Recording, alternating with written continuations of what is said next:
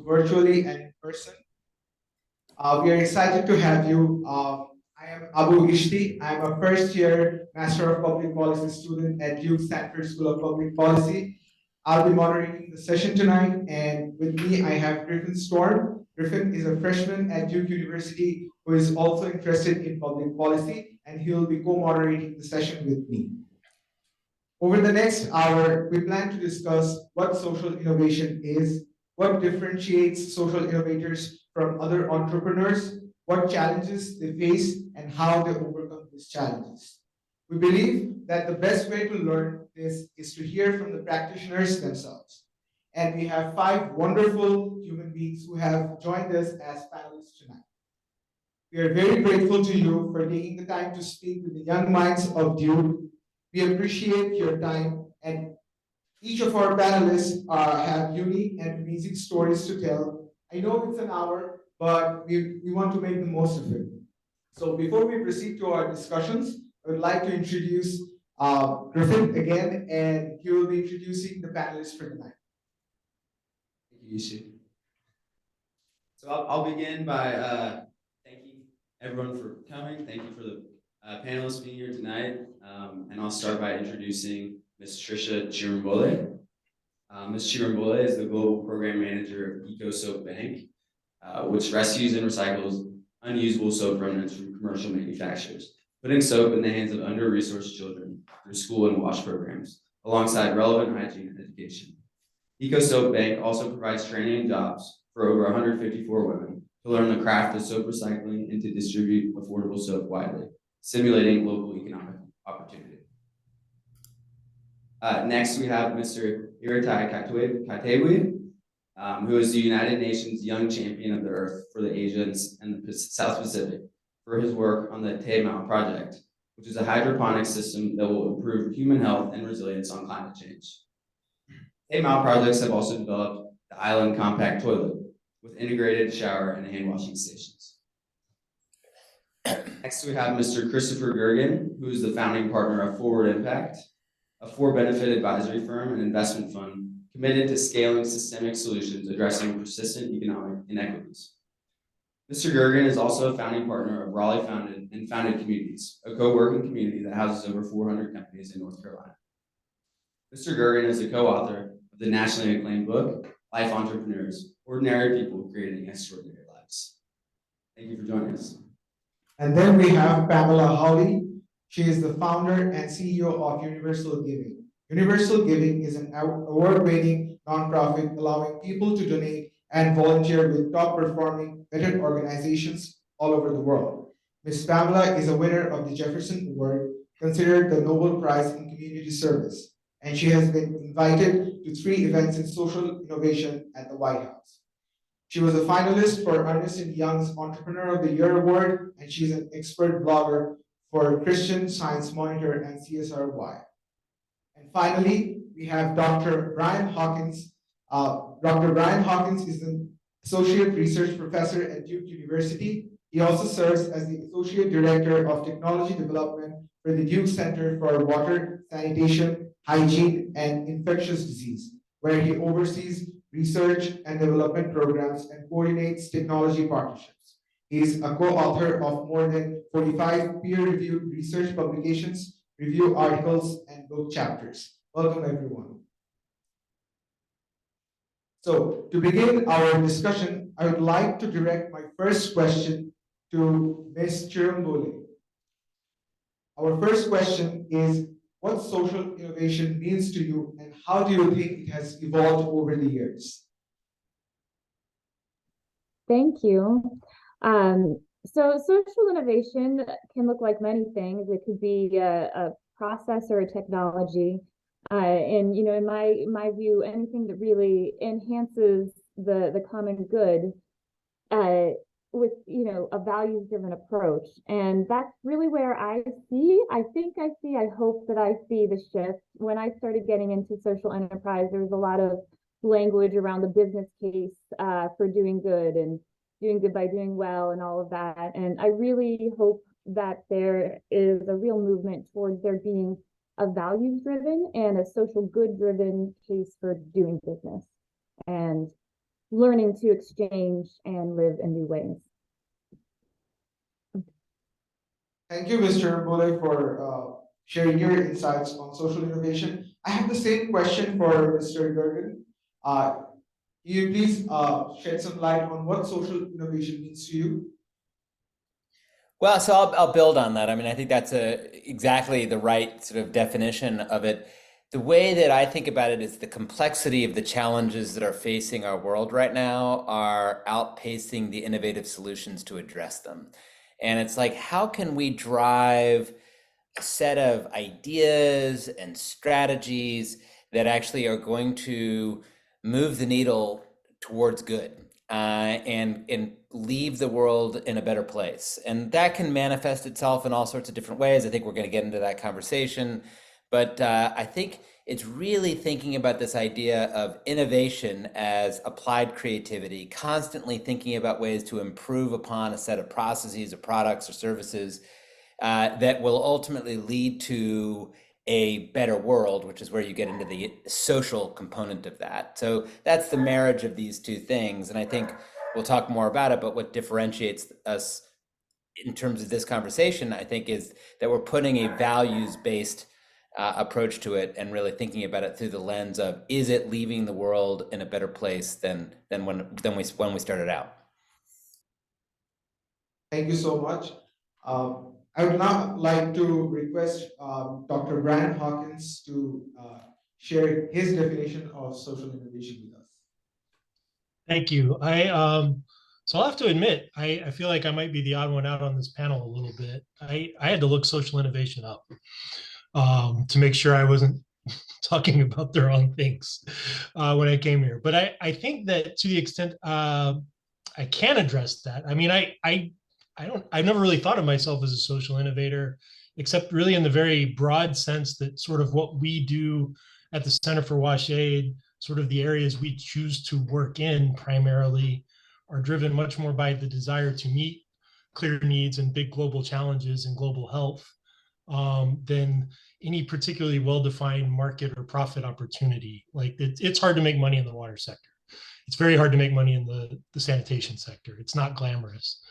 So, most of us are doing what we're doing because we care about that and we think it's important. And that's what we've chosen to spend at least this phase of our careers on.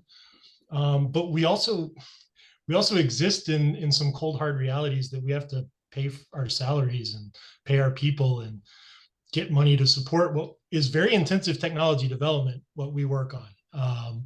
We do very technically intensive stuff. So the reality is somebody somewhere's got to believe they're going to make money at it someday. And that's really hard to balance against a genuine desire, I think, on my part and that of my colleagues, that we're doing this because we want it to do good for the most people possible. Thank you for sharing. So we'll move on to the next question. And I'd like to direct this one to Mr. Katewi. And so I want to ask you, what makes social innovators different from entrepreneurs running for-profit organizations?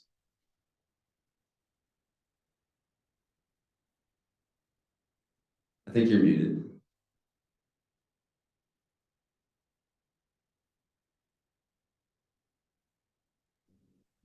Sorry, I apologize. I didn't realize I was on mute. But thank you. It's a very good question. It's not very varied from what, different from what. It's very related to kind of the definition that they provided of social innovation. It's very, very accurate, and I had to look it up as well myself. But I guess to me, I guess the key difference between a social enterprise from traditional business is I guess it's the social innovation prioritize actually the social or even positive impact over everything else, and that's the primary motivation. That's like, I guess that's my answer to that. It's the primary motivation. It's creating that positive impact. That's basically the key difference between the social enterprise and a traditional business. If that's answer your question. Yeah, definitely. Ms. Holly, would you mind sharing your opinion on what makes social innovators different? I think it's a real balance between having that heart and drive of the mission of why you're impelled to do it. It's a real heart driver, but it also is really balanced, and it's also really balanced with a strong mind, a strong intellect, a strong business side that really drives that innovation and that entrepreneurship. I think that social enterprise, social innovation really has to have that balance of the mind and the heart driving it and driving that leader forward. For us at Universal Giving, we also add on the component of tech for good. So for us, we're using for example, with Web 2, and we are getting into Web 3 as well with crypto, which I'm heavily involved in. If you look at it with Tech for Good, we're constantly looking about how can we maximize and scale technology in the same way that Silicon Valley does with their software tech companies, and use that same way for good. And in our case, increasing volunteerism, increasing giving in more than 200 countries across the world. So I think that leader has to be an innovator, has to have a strong heart, and then also has to have a strong business side in order to really maximize results. Thank you. Thank you so much, Ms. Pamela, for sharing your insights. This actually brings us to our third question. We all know that each social enterprise is trying to address an issue. So we wanted to know how your organization addresses the social problem differently from other organizations. And this question would be first directed to Ms. Chirmuli. Thank you. So one thing I was thinking about when pondering this question is that we're really looking to focus on the product and product design as a way to drive change. So we recycle soap and we distribute it to NGOs, refugee camps, and schools. And we're looking to find a way, instead of providing additional mission-based work through education directly or services, looking for a way for the product itself to help incentivize that type of usage. So we're playing with things like fun-shaped soap, that we have some preliminary results from research studies that this has actually increased children's likelihood to use soap and their preference for it. So that's one way that we're going about things a bit differently. Not to say we're the only one with that, but yeah. Thank you so much. I actually have the same question for Mr. Christopher Durgan, like how your organization, which is Forward Impact, is addressing the social issue different from other organizations that are there. Well, I would say that we're certainly in collaboration with other organizations that are working on these issues. So as you mentioned in my introduction, the thing that we're particularly focused on is systemic economic inequities. So we're looking at this question of generational wealth. And the challenge that we see here in the United States, but also that's true globally, is that there are really persistent economic disparities between communities that have not been traditionally invested in, traditionally communities of color or rural communities, and communities that have traditionally had access to those resources. And so the question is, how can we help more people gain generational wealth? How can we get them to a place where they are able to get assets like own a home, start a business, be in a livable wage job? And so those are the things that are ultimately going to help people build wealth over generations, not just their generation, but be able to pass it on to other generations. And the way to get there actually is specifically focused on this question of systemic impact. You can't address this issue just through a singular program. It requires a coordinated systemic approach that's very place-based. So all of the work that I've been doing over the course of the last decade plus has been working in cities and regions to think about how to build these systems to address economic inequities, to create more opportunities for people to start businesses, own homes, get into jobs, etc. So I think the differentiator is systems-based, focused on place, with a very clear target on a set of outcomes oriented around economic wealth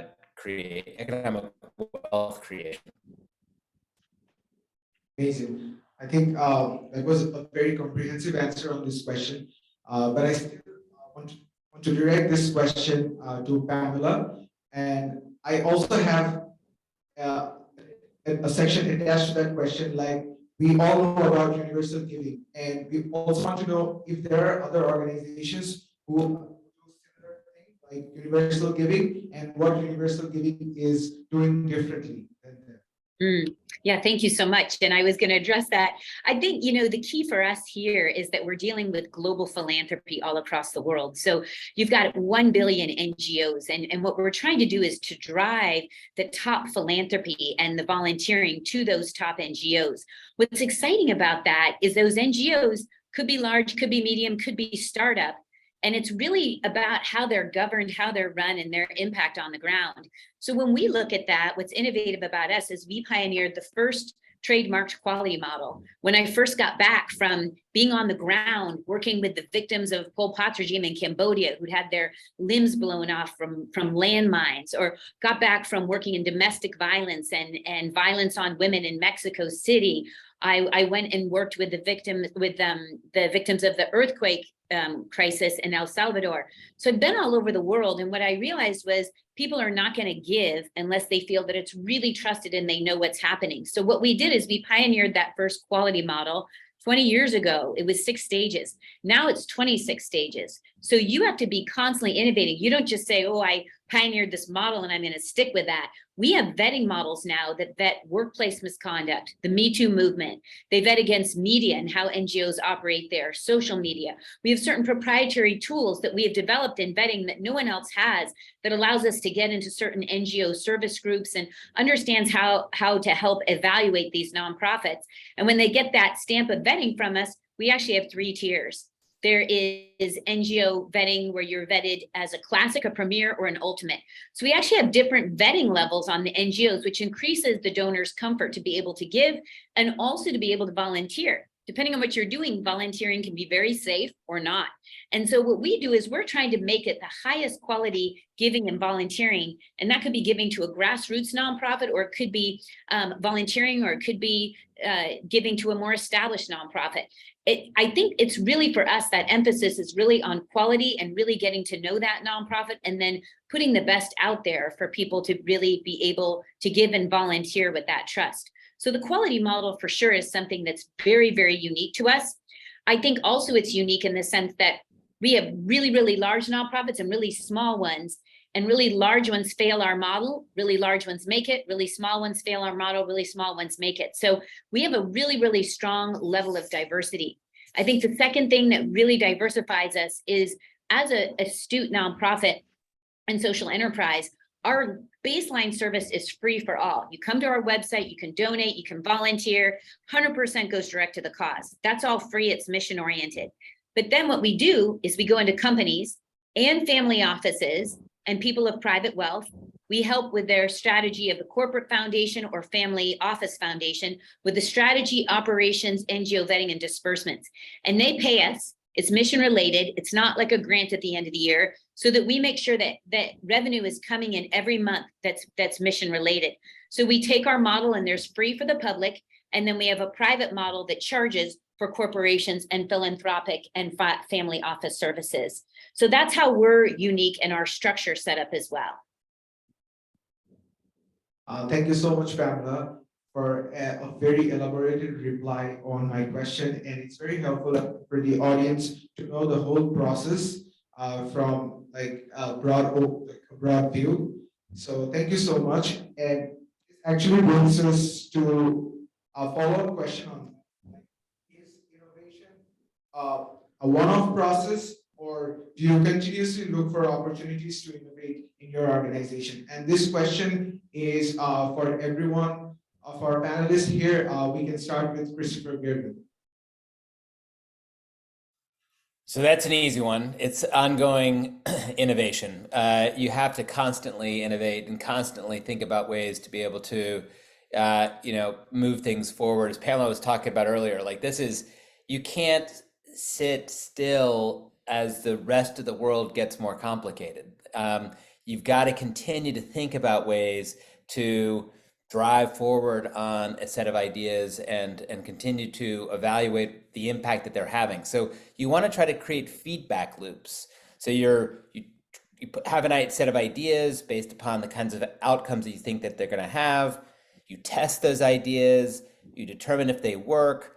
Often something will work, but something won't work. And if you're rigorous in your analytics and your feedback loop, you can determine, all right, this soap is not working the way we wanted it to work. We got to make this, try a different way of bringing this soap into this community, for example, and continuing to innovate. And I can tell you, I think any of us who have been in this space for a long time, whether it be water or soap or evaluating nonprofits or whatever it may be, is that we've learned from our mistakes.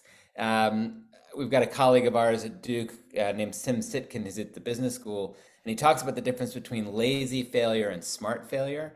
And the concept here is that with lazy failure, you don't learn from your mistakes. You just are not succeeding because you haven't tried in a rigorous enough way. But if you try something in a rigorous enough way and you're continuing to evaluate what kind of impact you're going to have, then you can learn from that and be able to bring it to the next iteration of your enterprise.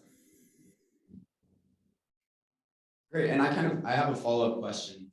So how do you structure your organization? How do you structure it and like talk to your employees on how to not get stuck? What are some questions that you keep asking to make sure that you are constantly innovating? Well, we talked about this before again with key metrics, and so within the business community, you often hear about like these key performance indicators or key results that you're trying to go with, and if you have those spelled out and you're looking at how you're doing against those key performance indicators, for example, you can very clearly get aligned as an organization about how you're doing against the performers. And very rarely you're going to hit everything. Everything's going to be green. Often what you'll find is like some things are green, some things are yellow, some things are red in terms of things that you're doing well and you're not doing well. And that gets you to a practice of improvement, because then you can sit down with your team and you can basically say, all right, these things aren't working for us. How do we improve upon the execution against these ideas, whether it's an execution question or whether it's actually an idea question? And often that comes down to like, do you have a really clearly articulated theory of change? Are you clear about what your target outcomes are? Are you clear about what your target outputs are? Are you clear about the strategies to be able to achieve those outputs and outcomes? And then you can build some performance indicators around that, evaluate how well you're doing against it, and keep everybody directionally aligned on where you need to be going. Great response, thank you. Thank you so much. I actually have a follow-up question on what Christopher just mentioned. It can be taken by any of the panelists who are here. So as a social enterprise, since your primary focus is on the social impact that you're creating, and Christopher mentioned key performance indicators on which you measure impact. So does it get difficult to measure social impact as opposed to measuring the financial impact that usually for-profit organizations make?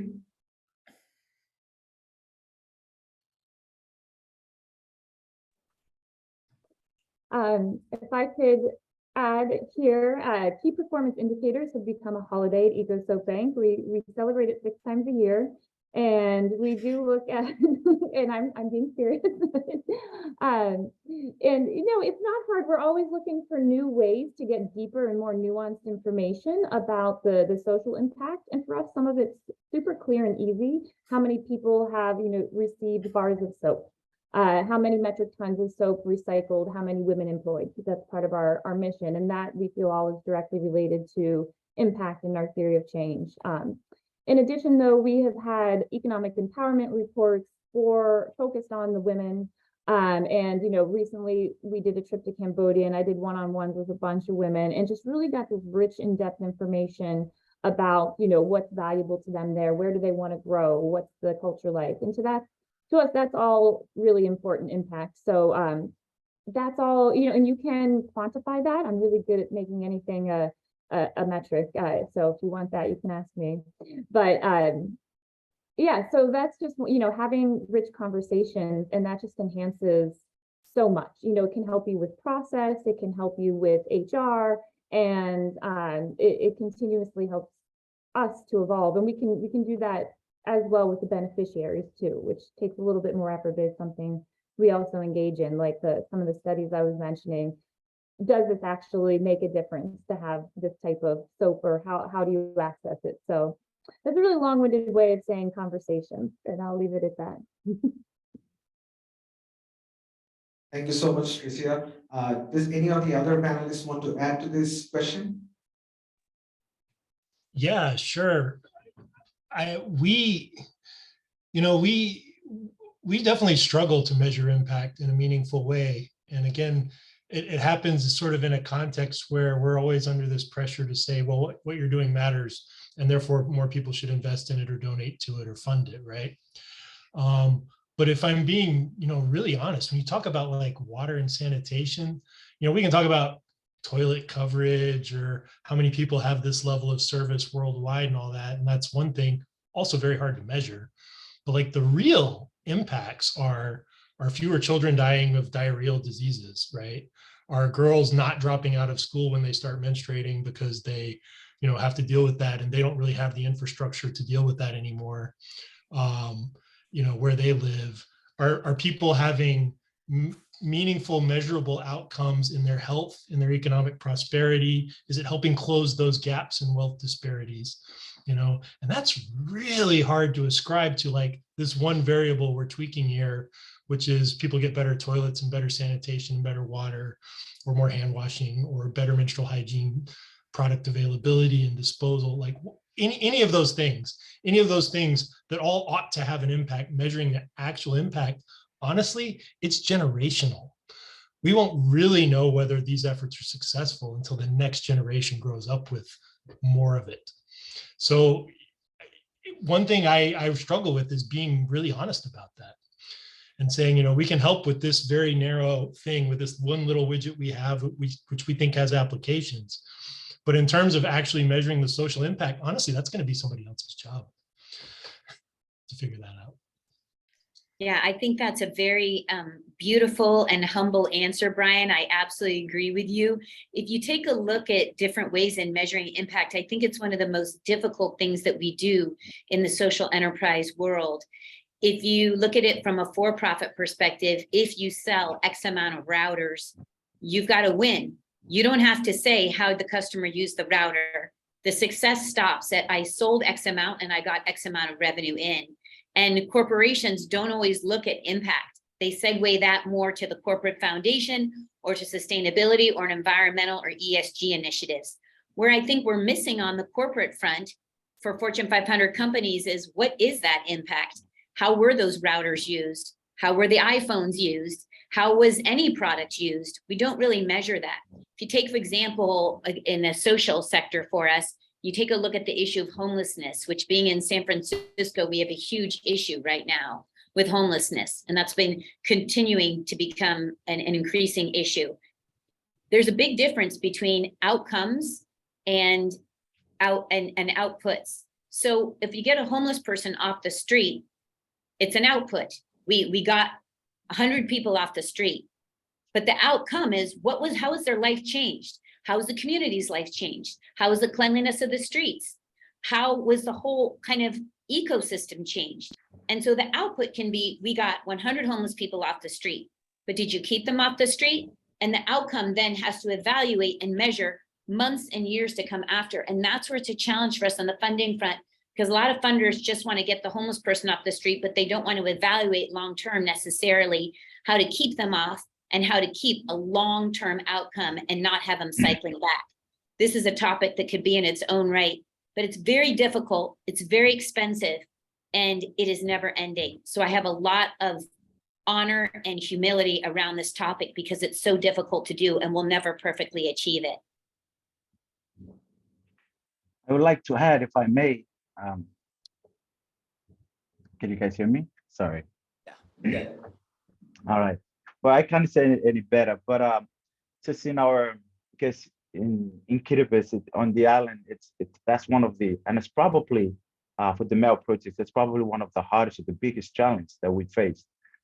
it's very hard to measure, because when we developed the first product, the first project, we actually, when we hit our 6 month kind of goal, and we look back and we're like, what have we measured? But we developed this kind of Excel template for survey and stuff, but it wasn't enough. And like what Chris said, it was actually, it's difficult to measure, in our case, our people's health. And so we started partnering, or we brought in the government officials, the government, we started partnering with the government, and that's actually kind of, it makes a difference in our operation. And we kind of help us to kind of twist a little bit of how we approach different, or how we twist our initial kind of plans, and it helps a lot. Having that partner, or having someone else to do that job. So I guess I wanted to highlight that, and it's very critical, and it's a difficult task to do, to measure the social impact. In our case, health, or people's health, but then we have to bring in our partner. In our case, it's the government, or the Ministry of Health, and and help us a lot in our operation, and how we could really create that social impact. Great responses. Thank you to all of you.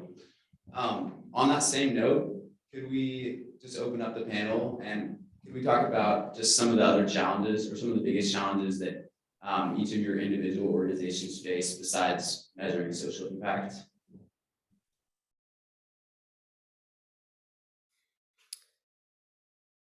I'll chime in here. The one quick thing, just to maybe come back to the indicators for a quick sec, and thinking about impact, is that I completely agree with everything that's been said. It's difficult, it's imperfect, it will drive you bananas as you do it, but it shouldn't stop you from doing it, because you can't let the perfect be the enemy of the good on this one. You got to try to get leading indicators and try to connect outputs and outcomes. And sometimes those outcomes are, as has been stated, generations in the making. But it shouldn't stop one from saying, well, if those are so difficult, let's not do it. It's mostly like, let's try to do the best we can, but let's not let the perfect be the enemy of the good. I will say that one of the more difficult things that I face in the work that I do, and I think this may be true for others, is that funders tend to be oriented around programs. So they really like discrete programs that are very clean and very simple, and tend to be a little scared away by messy systems-based solutions. And yet systems-based solutions are often the way that you need to get to these issues. Like if we're really going to deal with, like, how do you deal with keeping girls in schools, or keeping them from having diarrhea? Like, that's not a silver bullet solution. That's a systemic challenge. And that's true for generational wealth creation. That's true about hygiene writ large.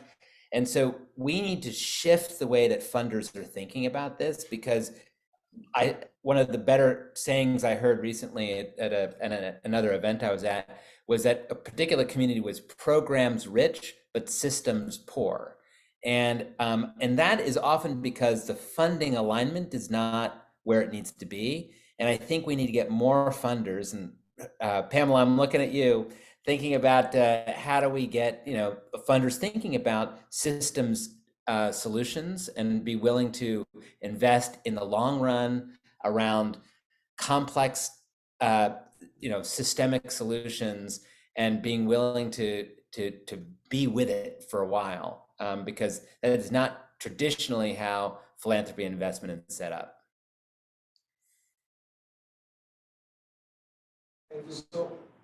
Yeah, I think, building upon that, thank you for saying that. I think, you look at startups here in Silicon Valley, and they used to be, when I was growing up, 3 or 4 years, and now you can even be a startup in 7 to 10 years. I mean, many people still consider Uber a startup, but it's been around for 10 years.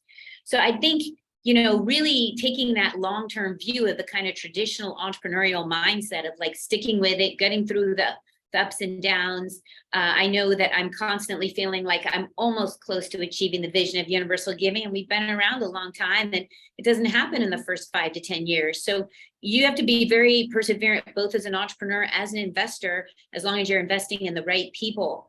I will say just one area I would like to bring up just briefly, if it's okay, is that innovation also needs to take place within your organization. You have to practice it in the lifeblood, the life stream of your organization, not just in your products, not just in your website, not just in Web3, not just on the ground in pre-Web 2. We really have to look at how can we be innovative. And I think, you know, when we look at innovation at Universal Giving, we're going through a kind of benefits review.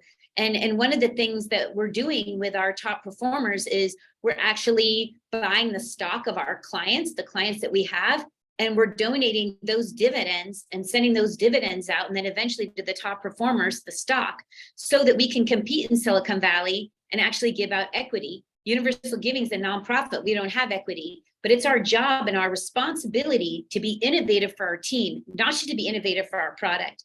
So there's a lot of jumping ship here in Silicon Valley. You can jump from down the corner to Facebook, to Uber, to LinkedIn, to anything you want. And so how do we have people stay with us for the long term? And I think part of it is, you know, innovative benefits such as stock options, even if you're a nonprofit.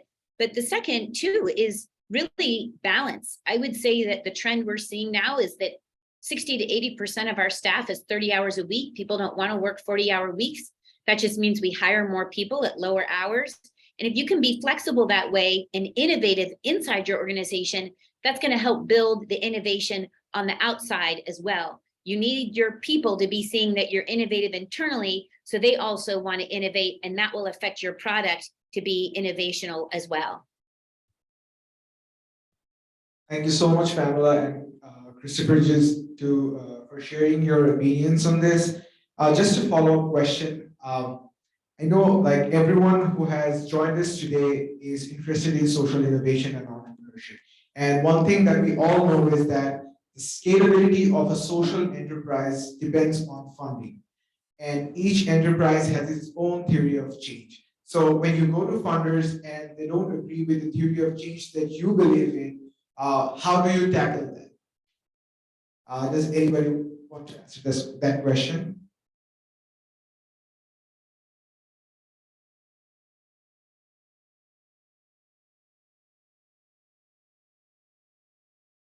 Pamela, Christopher, does anybody want to take that question? I have another question too, if no one wants to take it. Okay, so my Sorry, question Steve. is, go ahead. I just can't hear you very well, so I thought you were using the mic, but yeah, just go ahead. Sorry. Okay. Yeah, so for me, when I hear that, because this is kind of a wash-centered panel, when I hear that 778 million people don't have access to safe water, how do you frame your pitches to corporations? I know, Pamela, you've worked with like 20 of the top Fortune 500 companies. How do you frame your pitch so that it's not about numbers, so that it's, you know, so that you can pitch a long-term model? Do you use storytelling, or can you just share some of your strategies for getting people to listen and buy into that and buy into systemic change? Sure, and just repeat that again. How do I present the story to companies that doesn't sound what? That's not reliant on numbers or short-term change. That's more along the lines of systemic change that Christopher was talking about. Yeah, I think with any relationship, this goes across the board in life. The number one communication tool you can use when you're going in to present to a company, and we say present, not pitch, because I'm not here to like pitch something at a company. I want to present something to you that I think is of value. The number one communication tool you can use is listening, and that's listening before you go in, listening during the meeting, and listening after. We all come with such major objectives of what we want. We're very directional about what we want. But if we can be great listeners, then what happens first of all is you're looking at the companies that you think would be most receptive because you've listened to them in interviews, you've studied them, you've researched. So listening and research, I would say, is the first thing, which is, instead of coming it from my viewpoint, I'm coming from it to look and to see which companies might be most receptive. And I look at it on both a personal or professional level. So what does the company espouse and back? And what does the individual to whom I'm approaching, what do they espouse and back? That takes a lot of time, thoughtfulness, and also knocks a lot of people out that won't be in your first round. So you really have to look at that diligence and be very caring, sincere, and in-depth about it to make sure that you're focusing on the right people. When you get into that meeting, have 3 main points that you want to clarify, not a laundry list of 11, and make sure you're really listening. We get so adamant about just speaking at, but it's got to be a dialogue, and you've got to put forth a couple of those points and then ask them for their feedback and say, are you in agreement? Are we on the same kind of alignment here? We have to understand their issues as well. Companies come with pressure. A lot of our companies have the CEO joining a philanthropy meeting once or twice a year. They're coming in, they're asking for measurable results, they're asking for impact. So they have a lot of pressure to produce that and to be able to come back and to be able to provide that. So in all honesty, we do try to provide some short-term impact and long-term impact. So we just don't try only for the long-term impact. We try to show, look, this step here, while it's good, it will also help with the long-term impact. So let's say on the waterfront, we just gave water to 50 people. But if we want to have a long-term impact, we really want to reach 5,000, and you want to put 2 more zeros on that. What we really need your help is with a well. But we've already proven we can satiate 50 people with water. But if you can help us for that 5,000 to get a well, or that money for a well, then we can help serve 5,000 people. So prove it in the short term, and then ask for that investment in the long term. That can really help build on the short-term success. That's what I would say. Okay, thank you. So we have about 15 minutes left. So we're going to go ahead and turn it over to the audience for a Q&A. Let's see. And feel free to unmute yourself if you want to ask a question, or you can drop questions in the chat. Also, if anyone has a question, like in person, feel free to just raise your hand. You can run the mic too.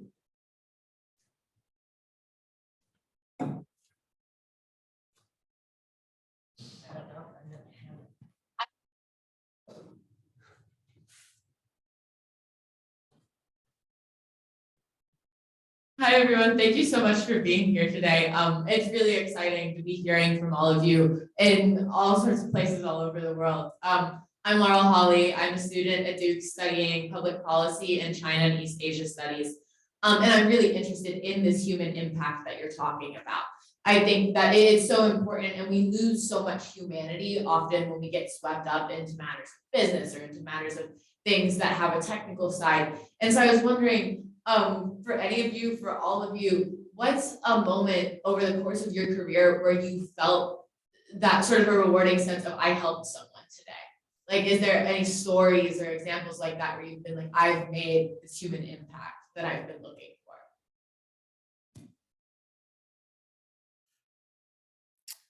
I'll speak to this briefly, Laurel. Thank you for the good question. Because I love that so much, because so much of this, I would imagine if you were to ask any of us why we got into this in the first place, it was actually to have a real impact on real people. And sometimes you can get lost in the scale and thinking about things at a different level. So we just had our 10-year anniversary for a co-working community that I helped to start.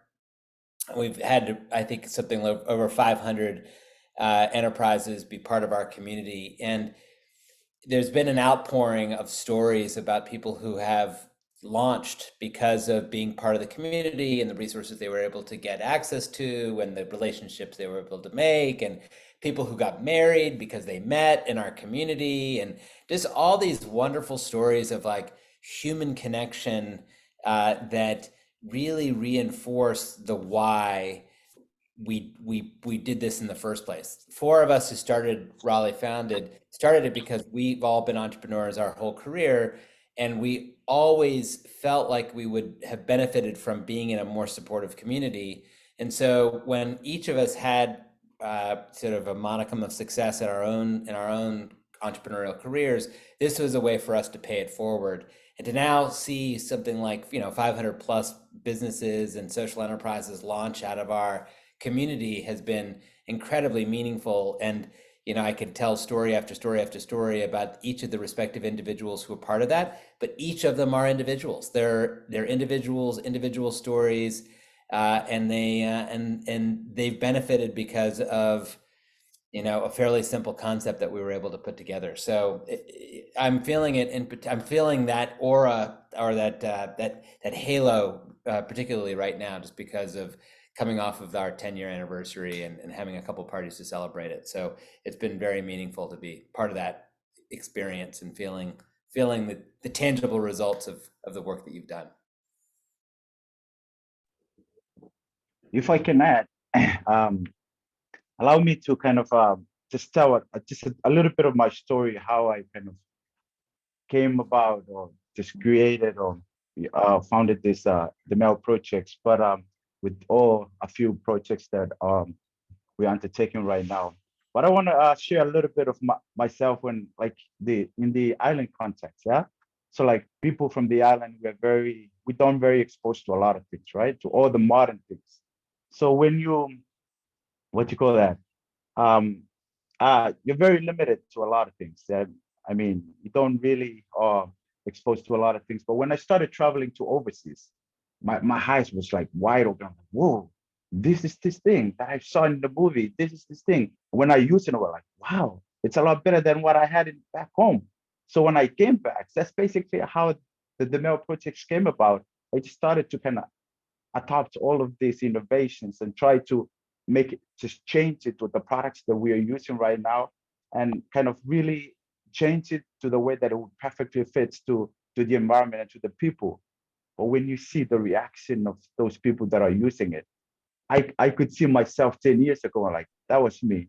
That was my reaction when I went to that place, when I started seeing those things. So it's a wonderful feeling. It is it's a wonderful feeling when you create something that is specifically fit for your own people and for the people that you really, maybe in other people's projects, you really understand the background, the what they really familiar with. So that's the feeling that you have. It's very unique. You see them now and you saw yourself probably 10 years ago, because it's exactly what you went through. So when you introduce that new product to them with even a better, I mean, specifically for their need, it's a wonderful feeling.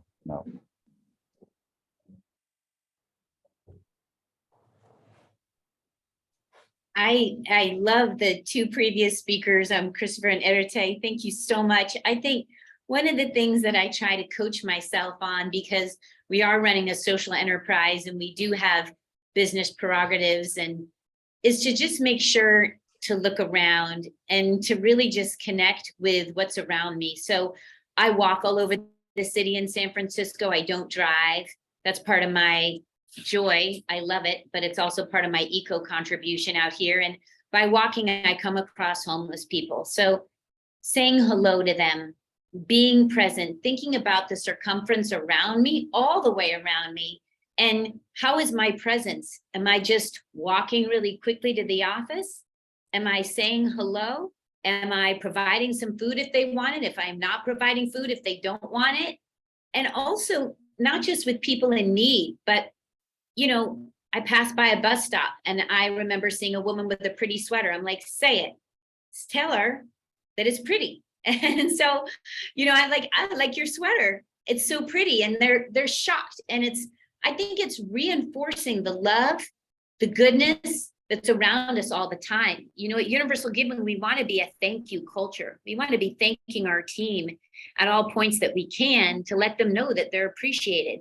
And scale is important. I love that. We've matched 22,000 volunteers with nonprofits all over the world. It's inspiring. But what's most inspiring is the individual stories. And you don't have to do anything to make that opportunity happen for you. The minute this meeting is over, there is someone you can thank, someone you can smile at, someone you can lift a hand up off the ground, someone you can listen to And so to me, you create those stories every day of how you give back. You don't need an organization to do it. So I really coach myself to try to make sure I'm connecting with a circumference around me and those people to make sure they feel cherished. And that should be strangers as well, not just the people you know.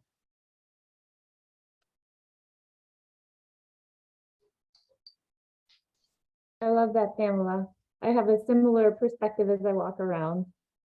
I will share a story pretty recently. We work with nonprofits in a handful of countries in Africa and Asia and help them become basically recycling workshops. And recently, our South Africa hub that we work with, a nonprofit, was able to receive and fulfill a very large order for a refugee camp. And it was their first large order, and it was like they learned so many things in this whole process. And then they became global exporters. And they were just so proud of being able to reach so many people, at scale. And for them, they're like, yo, Joburg's on the map, like South Africa on the map. And rather that be Unilever, but that they were able with, small and scrappy group of a lot of we purposely employ women who have had, challenges and might have a hard time getting a good job, stable job. So it was a really beautiful moment, and they know how to celebrate in South Africa. So there are lots of fun emojis and dancing. So it was a really beautiful thing to see for them. So doing the kind of work we do out of a university often has challenges. Universities are famously not very nimble institutions. And sometimes I get people asking me, why don't you just go ahead and start a company to do the things you want to do? And we may at some point, honestly. That's something I think about constantly on an ongoing basis. But the really cool thing about working at a university is you have endless opportunities to be exposed to energetic young people, students, grad students, young professionals, and mentor them, and also just see them grow and develop. So just to give one example, we had a student come do a project in our lab a couple of years ago, his sort of senior capstone engineering project to design this water treatment system we were building. We gave him do a feasibility study of what would it take to get this completely on solar. And he told us what we didn't want to hear was that we use way too much energy and solar doesn't make any sense. So get back to work. But that's not the point. The point is, he had that experience with us and we were able to help him along his way. And, and then he graduates from Duke, he goes to MIT to do some further studies. And I just heard back from him that, he had finished his master's degree. And the registrar at MIT had told him that he was the first person from his home country to get an MIT degree ever.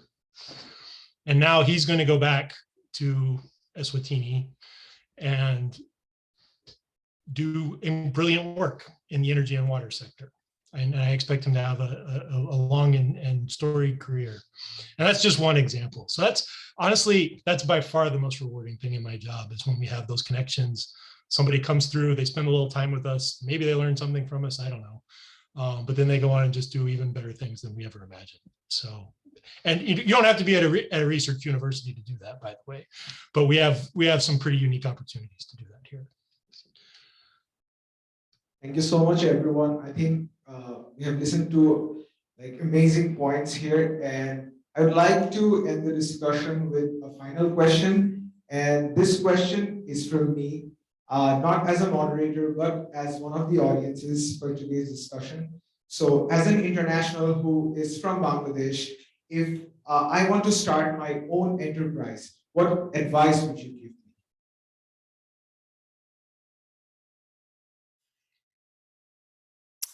Start as soon as possible while you're young and you have the energy for it. I think that's a great point. Christopher wants to add. I will offer caveats on that one though. So I teach social innovation and entrepreneurship at Duke, or have for the past 10 years. And so I spent a lot of time working with young people sort of on how to think through their ideas. What I often talk about is you got to develop your T. And by that, I mean, you need to develop a horizontal set of skill sets that you can apply to a deep vertical. And it's important to be able to build up those skill sets and be able to build up enough knowledge and understanding of a particular vertical that you care about making a difference in, whether it be, in water and sanitation, or whether it be in youth development, or whether it be in healthcare innovation, or whether it be in economic development, whatever it may be. Because if you can spend a little bit of time in the field, you can understand what the boundaries of innovation are. Because I've seen so many people say, well, I've got this great idea, but they don't realize like 15 other people are already doing that idea. And it's sometimes good to be able to go get a little bit of experience, build up your skill sets, build up a deeper understanding of the vertical that you really care about, and then begin to understand where the gaps are. And because you don't want to be in a situation where you're imposing an idea onto a community. It's mostly like trying to identify and work with the community through a design-centered approach and say, where are their needs, and how can I work with you to be able to address those needs? That often you'll find the greatest amount of traction. So I would spend some time in a community that you really care about, in a field that you really care about, and figure out where you can bring some unique skill sets and value add to bear to be able to make that happen. And if you can't figure that out right away, no problem, because you can go identify an enterprise that you might want to learn from, and get deeply immersed in their culture and learn a lot about them. Like I learned a lot early on in my career before I became an entrepreneur by working with other companies and other organizations, and it made a big difference. I totally support what Christopher says, and it's also not a horrible idea to save up a teeny bit of money or a revenue stream that can support you. I ignored a lot of that advice. I'm like, no, I've got passion, mission, let's roll. But that can help a lot to stabilize you. And I would also say, from my personal perspective, if you can find at least one other individual who is equally passionate and really willing to get in the game and be a real partner, ideally with a complementary skill set, that makes a huge difference. That's very, very true. I want to say, the importance of teamwork as well. That's actually oftentimes, although like I'm over here and then my team will always have a equal, complementary, and especially like having that, at the end of the day, I would always say, I wouldn't be able to get this far if it wasn't for my team members. I've always have that. I want to also emphasize the importance of having a mentor. It's amazing. It's really amazing what those mentors can do, right? Oh, picking or choosing the right mentor for you, it's very critical. And I say that by experience. You're like, because you don't have to, they're like, they're giving you like 10 years of experience. You're like sitting, or like you're standing on top of their shoulder, and you don't have to went through what they had went through. So it's very, very important to choose the right mentor for that. Just to add to that, but thank you. Yeah. I think, it's wonderful. The team is so important, and be open to different types of team members that come through your organization at different times. There's times I felt that people even 10 years in felt like founders to me because they were so into it and they cared so much. And that's a gift when you meet people who have that passion and are coming in at later stages of your organization. I would say when you're first starting out, definitely put together that executive summary, put a statement down in writing.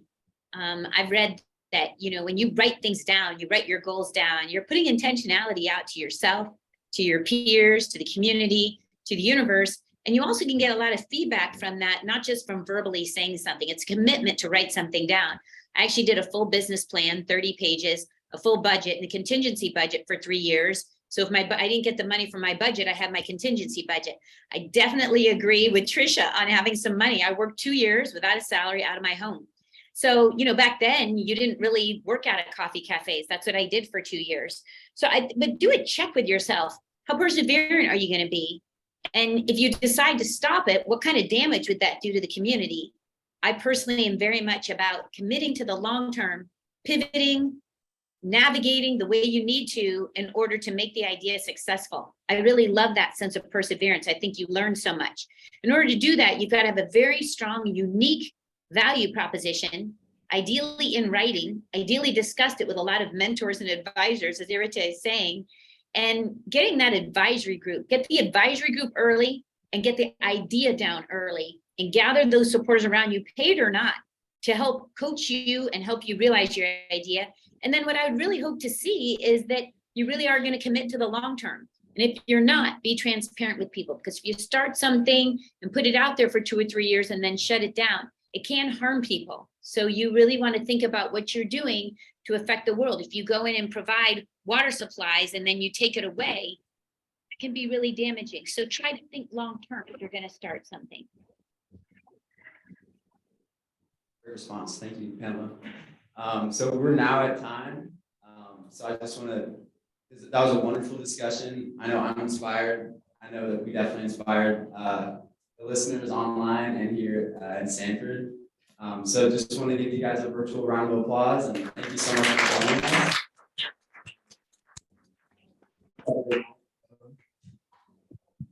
Thank you so much to all the panelists and all the audiences. As Griffin mentioned, thank you for your time and your suggestions, your responses to our questions. Thank you so much. We're really grateful. Have a good night. Thank you. It's been great.